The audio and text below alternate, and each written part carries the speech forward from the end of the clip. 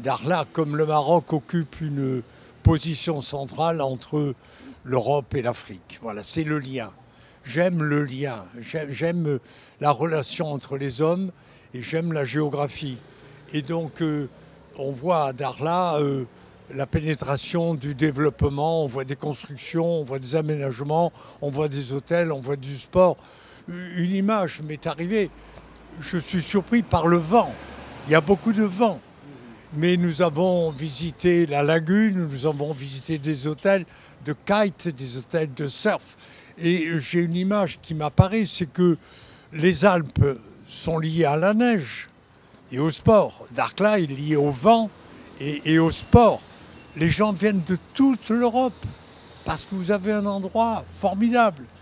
Mais à côté du sport, il y a bien évidemment la pêche, il y a bien évidemment les transports pour aller vers Nouadhibou et pour aller vers Nouakchott, il y a les élevages, il y a beaucoup de choses à faire, beaucoup de choses à faire. Et donc là, cette zone qui était un petit peu abandonnée, eh ben, est en train d'être inscrite, insérée dans le développement de l'humanité. Alors on a beau conceptualiser, voir des cartes de géographie, mais quand on est à Paris ou à Stockholm, qu'on parle de Dakhla, bon, c'est un effort. Il faut venir, il faut voir. Voir Dakhla, voir les gens, voir l'urbanisme, voir la lagune, voir l'accueil, voir la sérénité. Ce qui me surprend, mais plus je vais vers le sud du Maroc, de l'Espagne, du Maroc, du Sahara, et je descends vers la Mauritanie. Ce qui me surprend le plus, c'est le sourire des gens et le bonheur. Je trouve un peu l'Europe triste. Mais ici, c'est le rire permanent.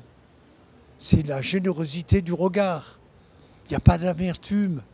On sent que ces populations se disent l'avenir est à nous. En haut, c'est pollué, c'est vieillissant.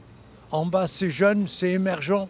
Au même titre que l'Amérique a eu besoin de la Floride et du Mexique, l'Europe aura besoin de l'Afrique du Nord et de l'Afrique.